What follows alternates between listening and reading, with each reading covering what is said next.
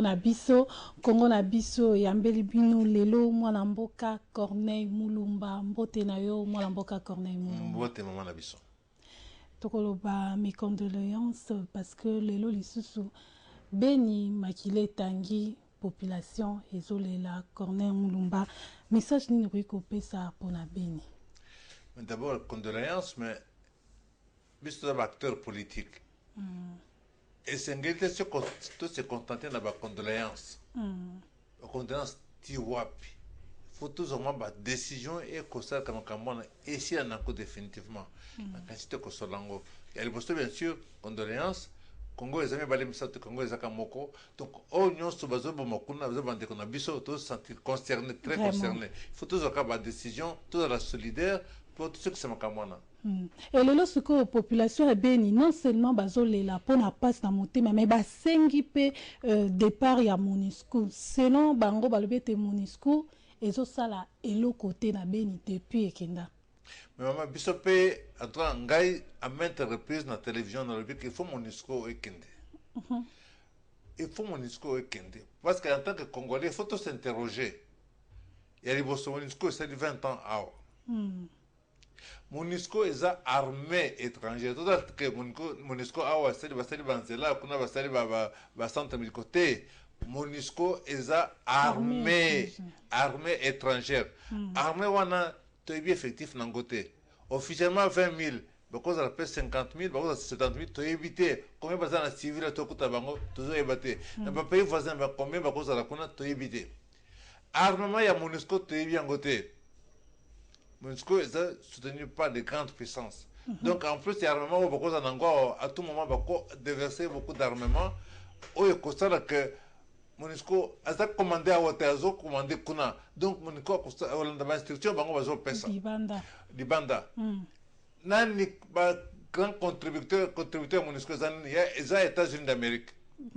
Intérêt ni les États-Unis d'Amérique dans Kachikuna. Faut s'interroger. Alors, ce qui est intérêt aux États-Unis, il y a des firmes multinationales américaines, qui ont profité de la cobalt, de la coltan, ce qui Rwanda se retrouver. Alors, vous avez une complicité entre MONUSCO, donc, toi, l'intérêt, MONUSCO et Longwa. Parce que, la quantité que bazana missile, bazana avion, bazana char de combat, bazana drone T. Donc, c'est-à-dire qu'il faut changer de stratégie pour le combat. Donc, pour le MONUSCO, il faut pas qu'il y ait un bango.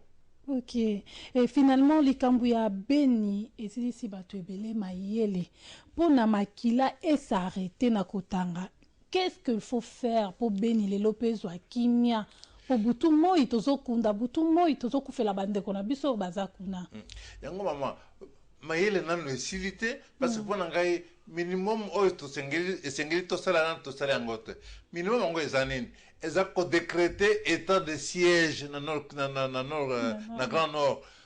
Le gouverneur, l'administration du territoire, le chef de collectivité, le militaire, l'officier militaire. Tu positionné au moins 5 à 10 militaires dans chaque village du Grand Nord. Ce qui tu positionné dans Bangokuna. Dans le Grand Nord, tu as 1000 villages. Ce qui tu as 1000 villages, et comme ça, en tout 10 000 soldats. 10 000 soldats, par rapport, il y a 140, 150 militaires dans le et c'est un tout dans le bassin urbain, l'agglomération, dans chaque balabala, tout un chef de rue. Chef de rue a obligé à ça le rapport chaque jour. Mais Bazalit, chef de rue Bazate. Ça le rapport chaque jour. Banani continue dans la localité. Banani s'absenter pendant 2, 3, 4, 5 jours. Rapport est là. Il faut tout décréter coup de couvre-feu dans la partie où on a. À partir de 18h, on a autorisé de tirer à bout portant ce qui n'a bouton à 20h, il y a des bandes, il va tirer. Il faut que ça cause la décision, mon soit single, soit. Les attaques qui vont te dépasser le quartier général, les problèmes qu'on a été, les attaques MONUSCO, la décision minimale, tout déplacer, soldat, nous sommes officiers, nous sommes est, oui, originaire est, tout déplacer, officier à côté, tout D'abord, ça, moi, échange. Il faut échanger pour confusion et voilà, moi, pour l'angaï, dans la militaire, tu es expert, mais bon sens, car à ce que tu dis, ma décision, on a totalement clair, les Allemands, un peu moins clair, tu comprendre un peu, tu comprends un peu le connaissance, les cas. Tu vas continuer à boiter, maman, c'est impossible. Mais dans les autres, tu as moi suspense, moi, que ça, on a 7 mois, et là, comment que bombardé, on a 7. Oui, c'est ça, que le penza, kakato, les larbes, de corruption, on a un bois bien. Côté, ce moment, tu as minerai stratégique et belé. Bah, coltan, banane, et belé. Or, de l'or, tout ce que tu as dans le kuna. Nani, l'amboka dans l'Afrique centrale, là, azo fabriqué par armement. Nani azo fabriqué par ordinateur. Nani azo fabriqué par voiture électrique. Tout ça, dans le côté. Donc, minerai, n'y a pas tout ça, dans ils ont une grande puissance pour la multinationale. Alors, ça veut dire que ils ont des avions na Kigali, na Uganda. Alors, ça veut dire que l'autorité va baza complice de Camboy. Parce que Baza va retomber. Baza va aux États-Unis, à gauche, à droite, en Europe et tout. Est-ce que Baza va koyeba minerai oyo, ils ont wap. Ce qui Baza va parce que Baza encore besoin de l'industrie de Bango. Il y a encore besoin de financer le bloc qu'on est fait là. Alors, tout se consacrer, tout s'investir côté qu'on a, tout positionner partout où tous en a gisement minier, tout positionner par camp militaire, partout. Madame, d'un tout ça, boy. Est-ce que RDC, tout zanga, cause à hélicoptère, à 3, 4, 5 hélicoptères, pour tout surveiller parti wana. Alors, mon escroc a par an $1 milliard. On va $1 milliard. Mais on va dépenser beaucoup. On va baisser la moitié, à ce moment-là, mais c'est mon compte pour sécuriser le parti. Ce qui est mon des autres ans. Donc, pendant que ce qui te contrôle le parti, alors, va firme multinationale. Puis, on va besoin d'un minerai stratégique. On va négocier dans Kinshasa. Bon, on dans la caisse de l'État. Donc, tu as besoin de pamba. Rwanda doit s'enrichir, Ouganda doit s'enrichir. Puis, on dit, tokufa po bango ba explatango baza poni bazo maba bato bazo manza ba villageois bazo bango poni ka po bakima partout na batika le bango po continuer à exploiter. Voilà la vérité. Tout le belanano likambo ya coalition bino kasi bato yango ya cash na FCC bozo wolela nini bozo tia biso peuple na tension. Maman, il faut tout éduquer bato na biso. Tout expliquer bango. Va comprendre que ce qui coalition FCC chez Kofi, UDPS va perdre, Cash va perdre, FCC va perdre, population congolaise va perdre. FCC Cash, il va permettre la majorité mon comme on est dans le Parlement, plus de 70%. Majorité on a, il y a le gouvernement, et soit la décision, va soutenir la décision et qu'on changer, va continuer à au moins, ce qui vous avez la majorité dans le Parlement, vous avez déstabilisé. Vous avez le gouvernement aussi, votre décision, le gouvernement soutenu, le Parlement soutenu en côté. Alors, bah, interpeller. Cash vraiment besoin de la majorité dans le Parlement. Cash a la majorité. Il dépend de la majorité. On a des fautes à Bissomoko. UDPS, le grand parti politique, tout négligé. Bon, tu m'as raconté ça faute na binomo. Boye bakango quand même. Gana, le bango parce qu'on a le bango bandakala. Les habits tout le qu'on restructurer, qu'on réorganiser de pes bandakala. Parce que la biso qu'on fait un biso, ou exclu, traître, boy. Moralité, maman. Tout qu'il y a une élection, avant une élection, toute commission électorale est à parti, même pas 3-4 mois avant les élections. Maintenant, sous contenant les TRDC, sous la commission électorale, 3-4 mois avant les élections. Bolingi ba résultat nini. Yango moni tokei sénateur à mon côté, tokei na élection, tu as 32 députés mais na 32 on a pratiquement la moitié. Et ça beaucoup de batailles IDPS en réalité. Alors mon saline te conseille le peuple parce que tu négliges parti est important. Le président de la République quel qu'il soit a besoin d'un parlement. Ce qui est important dans le parlement ils sont obligés de traiter à travers Nabino. Mais ce que vous avez, le Parlement, vous avez PZT, à Osalani. Donc, tu vois, mon consambo qui a pensé à Zoko, qui a travaillé pour la majorité mingi, ça on est à FCC. Pour le moment, la grande nani, Joseph Kabila a fait une décision, appelle mon bien, à sali appel à la coalition de la gauche congolaise. Coalition, il y a un FCC cash. Donc, président a la coalition. Mais il faut qu'il y ait simplement que Yé aza président, n'est-ce pas? Trump aza président. Macron aza président. Mzee azaki président. Mobutu azaki président. Joseph azaki président. Bon, je vais dans le pouvoir de mon côté. Parce qu'il faut tenir compte du régime et de la réalité. Azan a pouvoir de mon côté, Joseph Tepani, parce que Joseph azaki la majorité dans le Parlement. Avec le président, azaki la majorité dans le Parlement. Et Félix azaki la majorité dans le Parlement a été. Donc, maintenant, il y a coalition. Voilà. Trump est un régime présidentiel. Macron est un régime présidentiel. Tout de mon côté. Donc, moi, je suis président, mais tout ça différent dans la façon dont on a pouvoir la vision. Donc, Awa, Aza obligé. Plutôt qu'un dériboso, il faut y avoir en permanence une coalition. Coalition est là. Et puis, dans la coalition, on a ceux qui ne peuvent pas s'organiser. Attention que c'est minoritaire en nombre à cause de la majorité n'a pas idée. Parce que les partis ont pendant Bambou les belés. Donc, bah idée c'est encore bah stratégie c'est encore et que le peuple a se retrouver. Donc ce qui président azote le ministère de PST azan alors comme quoi il a été on en est trop faible, trop faible. Et puis au moins si bazol toujours que na bato FCC bazan na conclave na question toi na Mboula Lodge. OK. Avant ça, bazakina bato PPRD bazakina no Katanga kuna na Lubumbashi. Et avant ça, le président Kabila yami bango na Kingakati 2 3 4 fois. Donc ça fait 5 6 fois bato na bazo se retrouver, bazo se nakate bango, bazo ka idée ba stratégie. La stratégie na bango ezo simba pa, ba idée na bango ezo simba. UDPS zéro maman, UDPS pas une seule fois. Donc la stratégie UDPS, comme il y a Kabouya, il y a Kabound, na Félix, ils ont bon côté. Tout ça, l'erreur, mon Kamounen. Il faut pour Simba, il faut que le cabaret pensante. Et c'est un UDPS a mobilisé aux 4 coins du pays étranger. Oyo Beza Babunda, Bato Beza idéologie UDPS, Baya, Bango Pesa Nenga Bamsuba, va se retrouver. Sinon, je commence. Mais on dirait qu'il y a une idéologie, il y a papa Etienne Tshisekedi, il y a une idéologie, il y a moko, il y a mais Zaka, papa Tshisekedi, maman avant ça, il y a des personnes qui va s'amaliba, va forcer un birgindo, va liaou, bangalula, va mboakem, va pindu, va makanda, va tuminer belé. Il faut ça, il y a des personnes. Ceux qui t'ont ramené, il y a des personnes Tshisekedi. Bon, na partie de mon tempérament, c'est que des actes très téméraires. Il y a un gars que comme on a il me parle dans quatre mais oh bah tu calé on a cité wana. Bah zanga qui m'a l'été, bah zanga stratégie tu sais ma ben dingue tu négliger bango. Mais c'est qui nécessaire. Alors si c'est encore pire parce que ce qui dit dans le moko oh attention que bazana bah idée belleté mais yemo quoi zaki wana zaniti l'arbre qui cache la forêt. Azawana.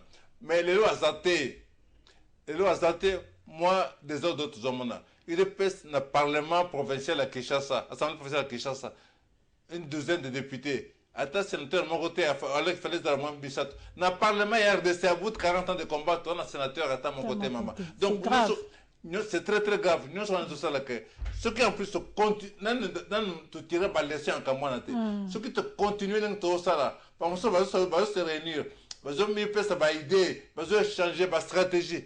Biso le côté, il dépend de ceux qui sont à niveau de Kabound, na Kabouya. Tout le monde. Alors, le président, il y a à cause de l'aide nini. Parce que si les alliés, il y a pression ma casse, il y a mine pensa, pression au niveau mondial, na ONU, na tout ça, pression interne. À cause de la nini, il y a mon corps ça face na nyonso, c'est impossible. Et c'est ngeli, est-ce que nyonso s'investir? Après ça, ba moyen, il dépend tellement. Pas convoquer ba cadre de la partie. Tout ça là, oye bangola babsuba bandego babsuba ça alors tout en délégation UDPS costaud, UDPS c'est un bureau politique, à un organe délibérant, bangonde ba ko négocier na ba mususu. Au tia face à face, ba gros bonnet, il y a FCC, au tia en face, ba gros bonnet, ba tête pensante, il y a UDPS. Wana ko simba. Boete maman. Tu as le bagaka maman Olive tala le Kamboy. Lelo entre PPRD et UDPS tozomona ba déclaration na bino ezakaka toujours ya bitumba ba cadeau ya balonga ezopesa na te entre bino nyonso ba message na bino contre entre FCC cash komi kiti sakati na bino ezate population komi kobanga lelo osoki bokabwani bitumbe kosana na malamboka te po population eza na besoin ya kimia libala na bino wana evanda nanu na kimia tension butu moi il faut makamona ici la maman oyo bazana makasi faut kosala nini pona ici la oh nyonso bazana balinga kopesa ba hyperkit hein bayebi ke okopesa ngo mpe na libende eke ekoservi na eloko moko te au contraire kobisala mabe yo moko il faut na rappeler bango nyonso o na UDPS na PPRD na yesi bango ke bato oyo baorganiza Genève nanu balembi te nanu balembi te donc coalition yango ezosala ke tobloke bango il faut coalition continue la otikola makambo MONUSCO faut toyeba poani MONUSCO ezolongwa awa te coalition FCC cash yango ezosala ke tobloke bango soki coalition na éclaté est-ce que PPRD moko aza na moyen ya kobundisa MONUSCO na kanicité est-ce que Félix a résister na kanicité donc ça veut dire que kimia stabilité na mboka esengeli coalition ezala et si va pendant 4 ans parce que ngana yebi que na ba moyen nyonso toza nango la majorité dans la posa esimba pendant 4 ans ndenge banzima qui pour les meilleurs et pour les purs mais il faut esimba parce que na majorité toza nango na code minier toza nango ekosala ke toza ba 10% na ministère stratégique na biso na conjoncture osala ke da bamboka bambulo ezoya mituka nyonso ekozala électrique ekotambola na cobalt ya RDC des milliards de téléphones portables ekotambola na coltan ya RDC maman c'est-à-dire que tona ba chance ebele boso na biso soki tosimbani toki si coalition za makasi kimia stabilité ezala pendant 4 ans maman monde décoré contre biso te to stopper ba bêtise osala na est wana to ba décision moko osala que to s'engager réellement makambo na esila ba minéraux wana ba ko négocier ngo na Kinshasa mongo ekota na caisse de l'état faut toujours ba décision maman donc omoni ba parole wana entre FCC entre PPRD et ça na sens parce que ça stade tout l'équipe déjà oyo président Kabila moko bengi coalition la gauche congolaise PPRD UDPS la gauche congolaise toi ba social-démocrate alors na idéologie wana esengeli kaka programme ni tozo sala programme ko za na intérêt peuple congolais esengeli souveraineté na ndenge to financer ba élection biso moko c'est-à-dire que il y a moyen de parce que financer l'élection alors il fallait ce que tu rendre bango compte parce que tu as besoin dengue tu empêcher bango donc dengue tu empêcher bango baya kutu non financer mais l'Union européenne a été battement na yete parce que battement na baya kana ba résultat na valise na bango nous sommes na kusaka tu dans mama kasi to sala mboka msala alors tout tika ba bêtise on to solo la makambo ya minene ya mboka ndenge nini tout le monde a un budget à 10 milliards, tout le monde a un budget à 30, 40, 50, 100 milliards de dollars. On a un défi, tout le monde a 100 milliards de dollars. On a un défi. On va bêtise, on va dire que tout ça, les ah, peu autorité morale, Joseph Kabila, il y a le qui était 2023 à Kozonga. Ndeko Corne Moulumba, yo mona Kamonde Nini, Taou Yabaki Rosana, sur scène en 2023. Les lots, tout ça en 2019. Ok?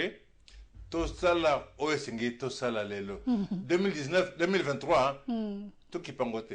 Peuple a participé à l'élection. Tu sais, l'élection a bien kimia. Tu sais, passation pacifique de pouvoir. Sikoyo, tu as la majorité. Tu as un code minier. Sikoyo, gestion yamboka. Tu qui paie ma cambotel mboka. Ma cambo élection, tu as un côté. Donc, comme ça, voilà. Et que la personne qui est pouvoir. Voilà la fertilité. Voilà total la gestion. Tout qui pangote. Tout na bakambanda bisi ya UNC 2023 comme le président bandeko na biso totika makamwana pour le moment gestion ya mboka. Bad question zabo. Peuple ayoka ba décision ni to soit ozo changer ba condition de vie na ye ozo sécuriser ye ba balia misale mona ba jeune pas misala yango nda important.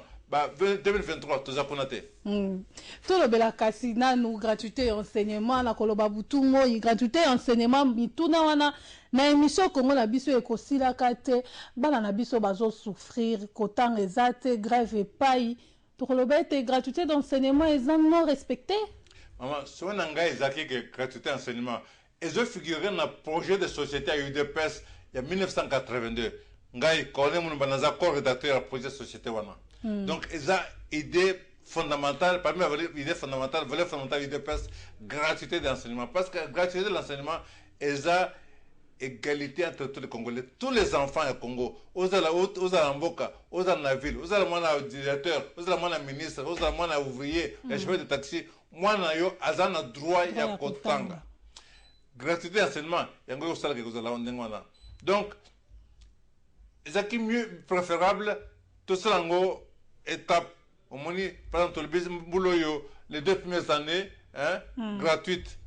L'année suivante, parce que si 2 mois, entre-temps, tous les dépôts, l'année budget à l'État, et comme on est tout moins moyen. Puis, en tout cas, au moins avant la fin du mandat, est là que enseignement de base, entièrement gratuit, peut-être qu'on les rappelle dans le secondaire déjà.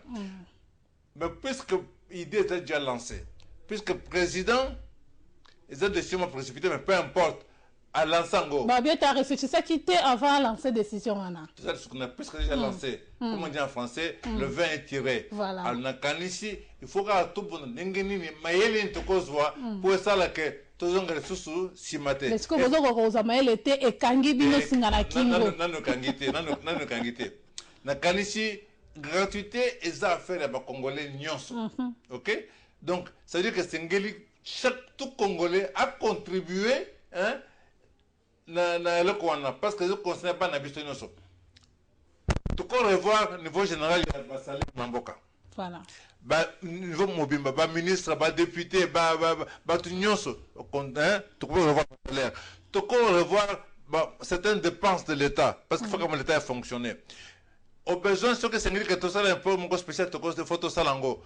Il faut que l'enseignant puisse comprendre. Parce que 600, 700, 800 dollars, comprendre que tu peux réduire pendant un certain temps. Mais côté mon sous-gouvernement, il faut ça pour me côté le progrès général, mon est capable de terroriser, fraudeur, responsable de collège de l'État, importer. Tout ça, ça te contrôle. Aux ans, il y a 10 étages, très bien. Tout ça, le contrôle. Ce qui est juste à cette moussala, ce côté, tu vois mon salaire. Nakanisi que c'est possible, hein, progressivement, tous ont ma décision. Que peut-être d'ici un trimestre, tu peux revoir budget, hein, ça collectif budgétaire, on peut mettre tout Bakisango, et peut-être d'ici avant la fin de l'année, et vous avez déjà un autre côté. Donc, c'est toujours ma décision, tout un sacrifice. Et là, mon côté, c'est un sacrifice. Et c'est un président le plus grand côté à l'OBA, à la population. Point to sali, gratuit d'enseignement. Voilà la conséquence, voilà le résultat.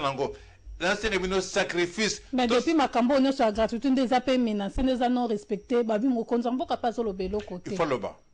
Il faut le faire comprendre à la population. La population voilà. Alors, si la population a une inquiétude, il faut le rassurer, à démontrer volonté, à démontrer que la gratuité est là. Congo me faut que des ribosso. Congo que des ribosso te ce que tu as ingénieur te, ce que tu as banani te économiste te. Donc c'est que ba nyonso batanga, ba nyonso o bazaba na batambo na ba bazaba batambo te, ba nyonso batanga. Donc gratuité est nécessaire. Tout c'est privé, tout c'est sacrifice, tout n'y sacrifice wana, tout contribue à ndenge nyonso que tout en charge. Progressivement côté gouvernement paye faut ça tout ça que ça que tout misama ba moyen tout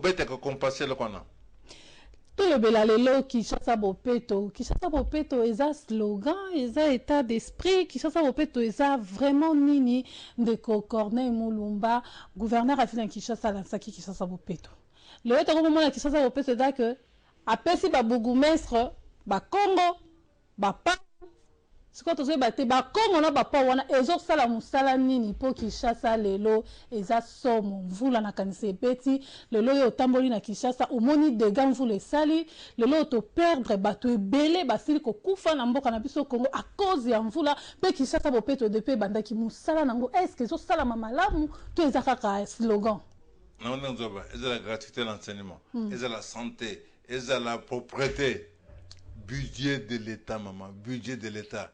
Ce qui l'État a un moyen, tokosala makambo ebele bamituka kosala massage les gens manquent à moyens moyens ezate mais tant que moyens ezate pourquoi kotia peuple makele peuple aza lokola bébé ntango deja olobi na peuple Kinshasa azozela mona yango siko pourquoi ça yango nazoloba ke faute bapoliticien tosala keba na makambo tozoloba omoni docteur chirurgien soki asali erreur na opération amomutu moko soki politicien asali erreur des milliers de personnes bakokufa na bango donc tosala keba biso bapoliticien nakanisi ke eza important tosala propriété ezobanda na ndako c'est clair tokoloba déjà que liboso ya parcelle ya mutu nyonso propriété ezala soki liboso ya ndako na ye propriété eza te sanction ezala déjà ya mibale faut koeduke population ke soki omeli mai molangi na yo mpe butele na yo nani sache na yo yeba kotia yango na poubele soki obwaka yango bomoni obwaka yango na mabele okozwa sanction mais esengeli mpe bapoubele yango ezala Exacte. Il faut poubelle ezala il faut na papier mouchoir nazoluka place ya kobwaka exacte mais basalaka so makele ya kisosa mpe to batie bapoubele na bakwe nyonso ya bavenu wana raison nga mpe natambola molangi ya mai nameli mai natambola na molangi panda koti na taxi nango na bino yango na taxi esika kotia ya bwaka yango eza te poubelle eza budget bato oyo bazosala service ya propriété ya ville eza mosala mobimba oyo esengeli basala ifo kofota bango budget alors soki bacongolais bazosala misala te soki bazofota baimpôt te alors budget yango ozwango ndenge nini alors oyo tozo bakotikala slogan donc il faut tozwa badécision eye kosala ke bacongolais bazwa misala tocontrôle mongo ya l'état mongo ekota na caisse de l'état ndenge ke RDC ezala na budget osengeli ya oyo ya mboka monene est-ce que tozala bagestion politique mpona badeshe wana bagestion politique mpona badeshe oyo nyonso ese tozala yango gestion politique voilà te esengeli eza badécision ya kozwa te omoni bagouverneur baza responsable na baprovince na bango oza na état central oyo eza na ocontrôle makambo nyonso tu donc naloba te wana eza conviction na ngai tant que tokozala na budget ya 5 4 7 milliards de dollars tokosala eloko moko ya malonga te esengeli tosinvesti la question liboso eza ndenge nini tokokomisa na budget ya congo monene mpo toza moyen ya komene politique aucune politique eza possible soki budget eza te parce que ministre azomisa mbongo na poche na ye te okozala na baidée okozala na vision okei ozwi mbongo mpo osalisa yango esengeli ke mbongo ya l'état eservi na l'état mbongo ya minere ekota nkesa ya l'état il faut que bato bacongolais balie na malade na bango nyonso wana kosala ndenge nini soki budget eza te donc essentiel eza yango na comprendre ndenge nini banégociateur ya gouvernement ya biso ya UDPS parti monene boye bakoki négocier bazwi ata ministère ya budget te alors bato ya PPRD bazwi finance mais soki bato ya PPRD bazwi finance budget eza wapi soki bino baza na budget te bokoyeba nini donc kote makambo ezoleka donc vision eza soki botindi konégocie mama tala nani FCC atindi banani bakende négocier gouvernement baminaku banemi mwilania général etumba bambuyu bashadari UDPS atindi kabuya na kabunda mama nalobi oyokoloba mama olive talela biso likambo tokomi na suka ndeko Corneille Mulumba merci na ndenge vraiment orépondaki na invitation na biso merci beaucoup maman nakorépondre toujours parce que sengeli tosala eza responsabilité ya biso acteurs politiques en général pionniers de l'UDPS en particulier parce que bambula ebele tobundi makambo ebele tosomona yango tosala baerreur tosali te yango esengeli bato oyo bazokamba mboka na baoyo bazokamba UDPS bayebaka UDPS aza na bato baministre banani baancien ministre baancien député baprofesseur d'université toza na bango toluka bango eza eloko ya kosaka nango te malamu merci na bayi nyonso bazaki mpenza likanisi ya kolanda émission Congo na biso ezoloba butu moi ete le 25 décembre toza na action monene ya association l'amour les actes ekende kosala na orphelinat kasi numero ezalaka affiché na ba écran ezopermettre na mutu nyonso oyo aza na motema malamu ya kosunga ya kolia na baorphelin ya kocontacte biso mpona koyeba information nga na bino tokutani mikolo ezali koya mpona numero ya sika samedi 9h juste bolanda déjà rediffusion émission bye bye